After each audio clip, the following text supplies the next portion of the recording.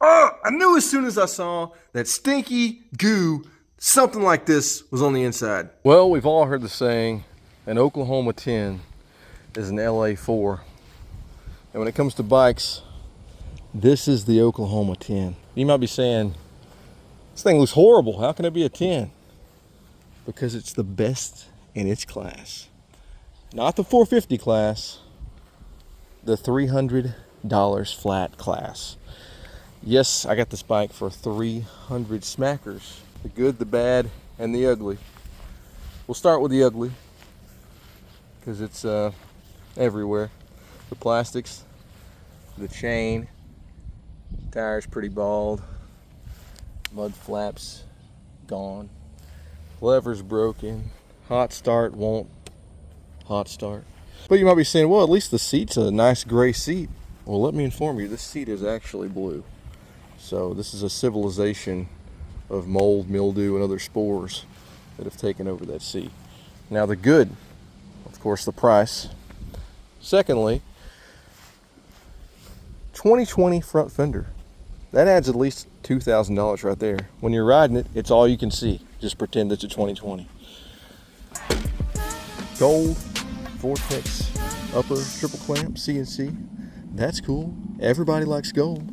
All gold in my chain, all gold in my grill. Now all gold in my triple clamp. Full FMF with really no dents in 23 years. How's that possible? Oversized radiators. No dents in the radiators. Missing a plastic there. What do they call those? Louvers? I don't know. I've only been doing this for 15 years. I don't know what they're called. Now time for the bad, which is why I got it for $300. Let's be real. It's not because it's ugly. It's because it's locked up tighter than Bill Cosby. The spoon is a bully. But I think they released Bill Cosby, which is actually fitting because I'm going to release and free this motor. Let's go liberate the internals. We'll do it together.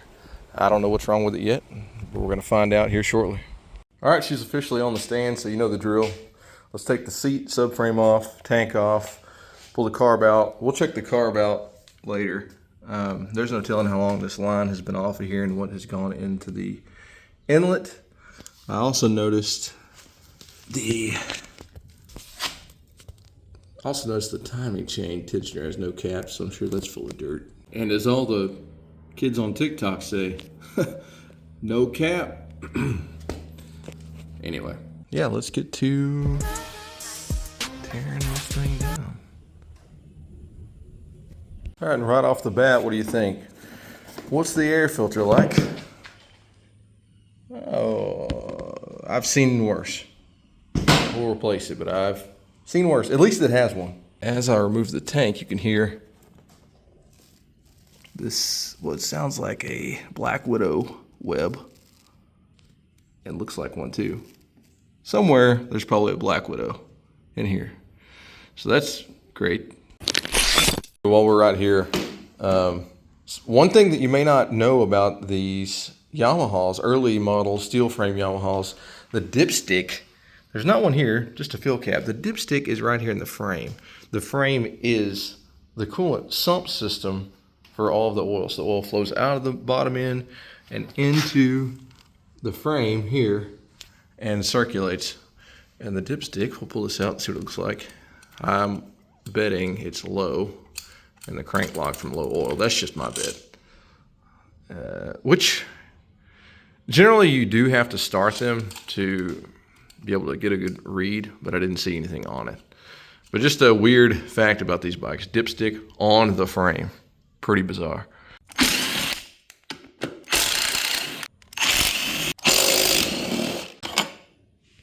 Also, with the steel frames, I do appreciate the ease of access to the carb. So I'll take the funky dipstick if it means getting to the carb like this. Subframe air blocks are off. No sign of the spotter yet. Look at this. This could be bad or good. Just cluing us into what's going on here with it being seized up. There's a lot of silicone around this right case cover, which means that some complete goober worked on this motor, and hopefully they screwed up something just on this side of the gears, the clutch, etc. That's a possibility. because only a turd burglar would do stuff like this. But to give us some more clues, let's drain the oil and see what that yields. We'll check the oil out, see how bad the shavings are. Give it the old foot technique. That did it. So the oil is extremely watery. I got it on my hands here, and it's full of gasoline. So I guess the carb overflow, this makes sense now. I can see this puzzle pieces coming together. See the carb overflow that drains the gas off is looped up and around, I guess, and back into itself. Oh my gosh. What an idiot. So that's what's going on here and why it locked up, I almost guarantee it. Good news, bad news. It could have, bad news, filled the crankcase up with oil, which obviously it did, and it caused the crank to go bad. Or good news, it could have filled the cylinder up and it's, what am I trying to say here? Hydrolocking from the gasoline. So let's hope that's what's happening. I doubt it though, I think it's probably roached. I'm so curious now. I really wanted to take a quick break, go and get a coffee or something, but I'm like, I have to see at least the top end.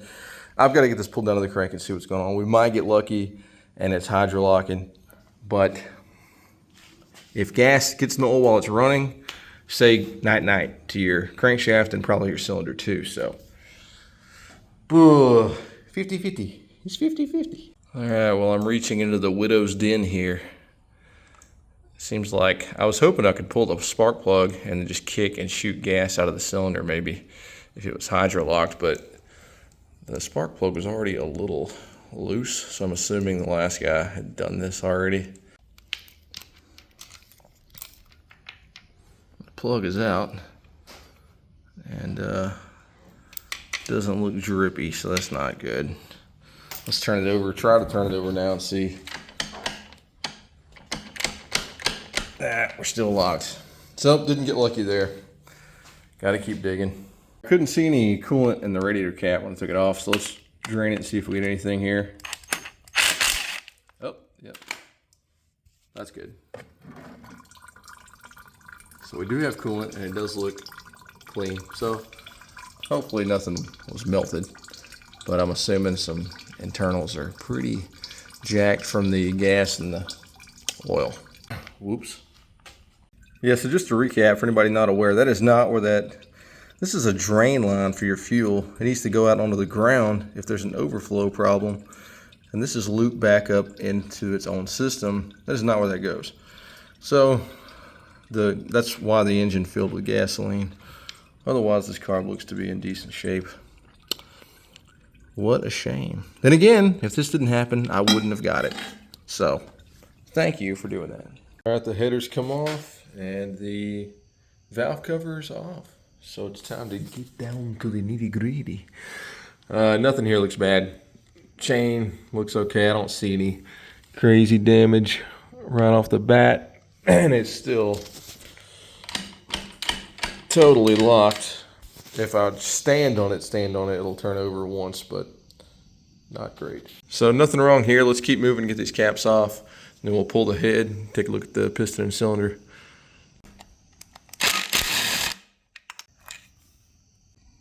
Looks to be in good shape.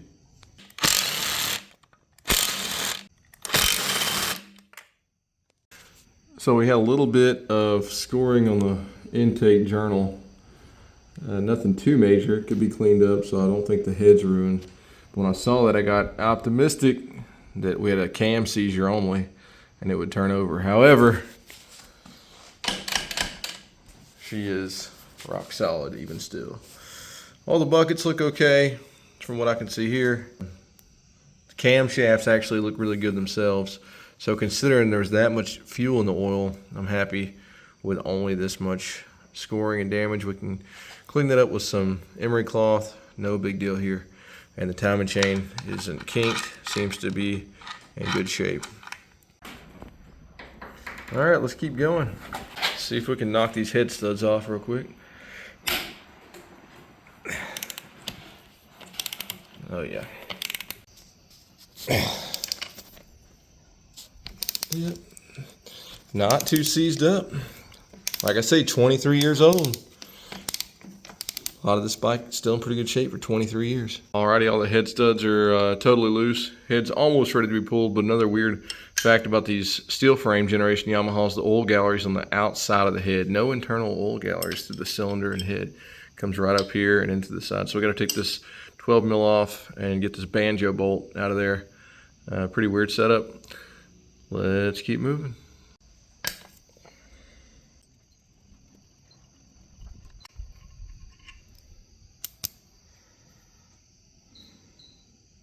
All right, we got that disconnected.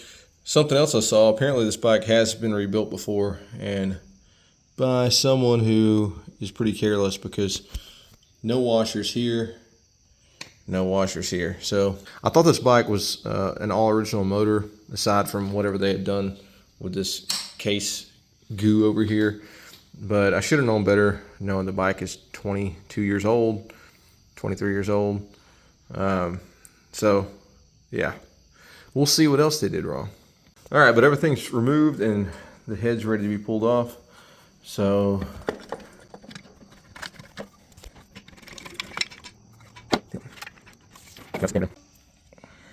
all right. So, tons of carbon and just random debris on the piston. Really dark looking piston.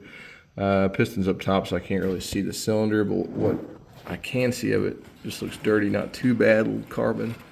The head itself, none of the valves look sunk, so I don't think I'll have to replace any valves. Okay, pause. I noticed this in post. I may have to replace this one valve because if you notice, it's way more white than the others. And I'll explain why here in about 5 minutes. But yeah, that one's probably gotta go. There's a little bit of wear here, like something pinged around in the cylinder, but I don't think it damaged any of the valves or valve seats. So I'll have to find out what did that. And then, yeah, let's take the cylinder off and see what that looks like.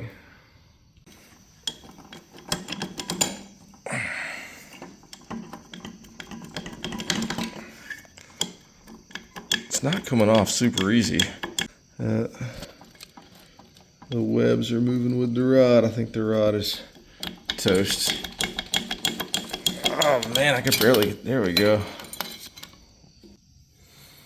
I'll have to clean this up to really determine, but I think this cylinder is done for.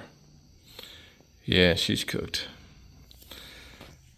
The skirt,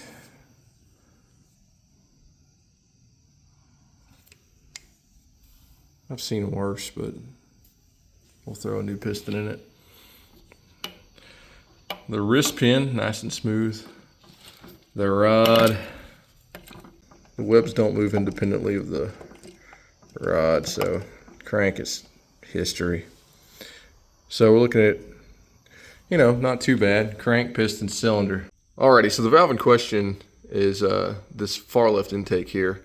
And the reason it would have that ash on it, I buffed most of it off just to make sure there were no underlying cracks. But the reason it gets that ash is carbon will turn white when it gets hot enough. And the reason it would get that hot in a single cylinder engine and the other valves wouldn't is that this one particular valve is not sealing properly, either from an incorrect valve clearance or it's just not sealing for some other reason. And when it can't seal against the valve seat, it's not ridding of its heat back to the head. It has to close fully to cool off. So I'm going to assume, I'd put money on it, that if I put water in this intake, it will leak. So let's find out. Yeah, so she's leaking pretty good. And as a matter of fact, the others, they're dripping a little as well, so they need to be cleaned up. But this one in particular is just pouring out of here, and I knew it would be. I'm going to pull all these valves out just to ascertain, can I use a sacrificial stainless valve to lap good 45s back into these seats, or will I need to replace all the valves and have the seats cut? But I believe because the valve faces, or the valves aren't sunk, I don't think the faces will be cupped out. I'm pretty sure that I can clean these up and get them to seal properly with a sacrificial valve and lapped in. You can't lap titanium, as I've talked about before, but you can use a sacrificial valve, stainless, and lap and recontour the seats. Maybe we'll get lucky, but We'll find out here in a minute. And I actually can't remove the buckets. They're all locked in from the wear on these journals here. So I'm gonna have to do a little bit of grinding on the sides of these journals and then polish these out, and then I can remove the tappets. So that's aggravating. All right, so I pulled what I thought was the problematic valve, but the valve itself isn't cupped out. It's got a good face. It's running a thick shim, 2.3 millimeter shim, and it's not bent at all. The seats don't look ovaled or beat up. They're just a little rusty, crusty. Valve guide looks good also. So just gonna get this cleaned up, and that should save me money on valves. These are good to use. I got the motor here on the bench, and I really want to see what's going on behind this buffoonery here. Look at this silicone, so weird. I don't even know what this is. Look at that. It even smells bad. It smells like when you cut a frog open in high school. Formaldehyde? I don't know. Anyway, let's take this cover off and see what's going on. Normally I'd use a rubber mallet to knock the cover off, but because this bike was $300, let's just go ahead and use the Kickstarter. Who cares at this point? All right, here she comes. Wow, it stinks really bad. What is going on here? Oh, what? What is it? I'm just gonna end the video there. Let's end the video there. Let's just end the video there. I'll see you guys next time, part 2. Oh Lord. I knew as soon as I saw that stinky goo, something like this was on the inside. Stinky goo. Oh, that's bad. That's so bad. I mean, I don't care too much about the crank. I got gears with it. Doesn't matter, but I got to cut this off now. For those of you that don't know, there should be a primary nut here holding this on at about 80 foot-pounds, give or take. And instead, they're like, let's just do meth and then weld it. That'll work. I guess it worked for a little while. The gas killed it. This didn't, so I don't know. Oh, brother. O-rings are there on the oil galleries, on dowels. That clutch doesn't look terrible, but I can't even focus on anything else. This is all I can look at. Good gracious. Let's look on the stator side, see if everything's good there. It's probably not. Okay, flywheel doesn't appear to be welded on, so that's good news. What is this stuff?